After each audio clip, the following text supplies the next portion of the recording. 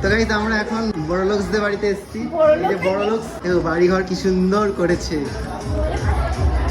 দারুণ লাগছে, দারুণ লাগছে, কিন্তু ভালো হয়েছে, খুব সুন্দর হয়েছে বাড়ি। তুমি করেছো তো না? তুমি ওই ইট বালি দিয়ে সবকিছু করে করেছো। ওই বানিয়েছে। ও তুমি সে কি নকশা করেছো কোথায়?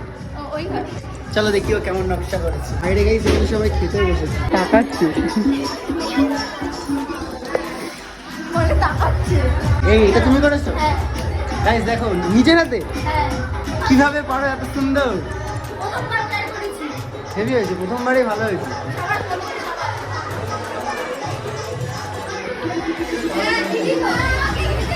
ভালো হয়েছে, আচ্ছা ভাই।